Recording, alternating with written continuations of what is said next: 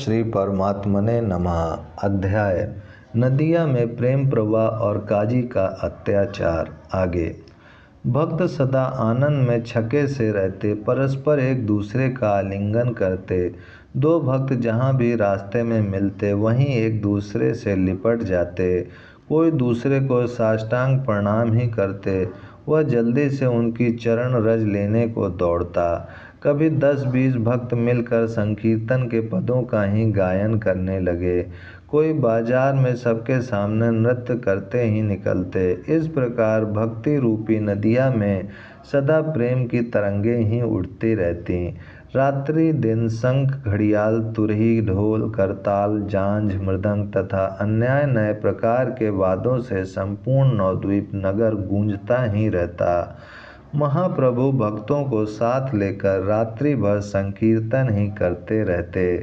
प्रातःकाल घंटे 2 घंटे के लिए सोते, उठते ही भक्तों को साथ लेकर गंगा स्नान करने के लिए चले जाते।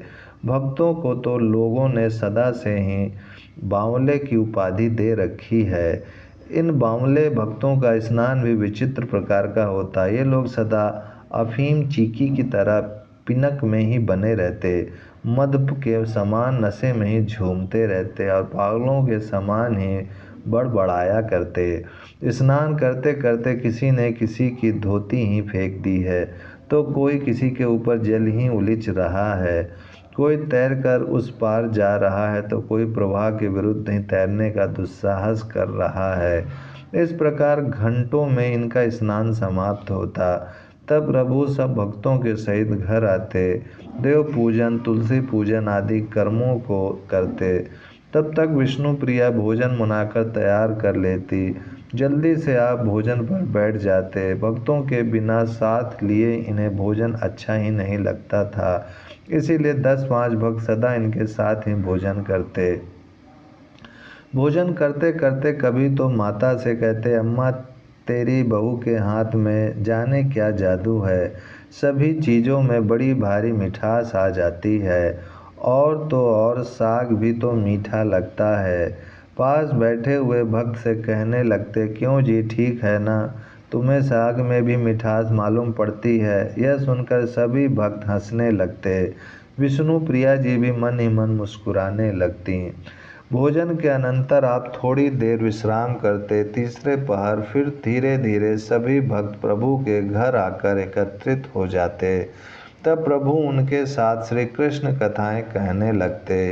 कभी कोई श्रीमद् भागवत का ही प्रकरण छिड़ गया है, कभी कोई गीत गोविंद के पद की ही व्याख्या कर रहा है, किसी दिन पद्म पुराण की ही कथा हो रही है। इस प्रकार नाना शास्त्रों की चर्चा प्रभु के यहाँ होती रहती। सायंकाल के समय भक्तों को साथ लेकर प्रभु नगर भ्रमण करने के लिए निकलते। इस प्रकार इनका सभी समय भक्तों के सहवास में ही व्यतीत होता। क्षण भर भी भक्तों का पृथक होना इन्हें असाध्य सा प्रतीत होता। भक्तों की भी प्रभु के चरणों में अहेतुकी भक्ति थी। वे प्रभु के संकेत के अनुसार चेष्टाएं करते। वे सदा प्रभु के मुख की ही ओर देखते रहते कि किस समय प्रभु के मुख पर कैसे भावों के लक्षण प्रतीत होते हैं। उन्हीं भावों के अनुसार वे क्रियाएं करने लगते। इस कारण ईर्षा करना ही जिनका स्वभाव है, जो दूसरों के अभ्युदय तथा गौरव को देख ही नहीं सकते, ऐसे खल पुरुष सदा प्रभु की निंदा किया करते। प्रभु उन लोगों की बातें के ऊपर ध्यान ही नहीं देते थे। जब कोई भक्त किसी के संबंध की ऐसी बातें छेड़ भी देता तो आप उसी समय उसे डांट कर कह देते, अनन्यस्य दोष गुणा चिंतन मानसु त्वक्तव सेवका कथा रस समूहा नितारम पीब त्वम। दूसरे की निंदा स्तुति करना छोड़कर तुम निरंतर श्री कृष्ण कीर्तन में ही अपने मन को क्यों नहीं लगाते। इस कारण प्रभु के सम्मुख किसी की निंदा स्तुति करने की भक्तों को हिम्मत ही नहीं होती थी। ओम शांति शांति शांति।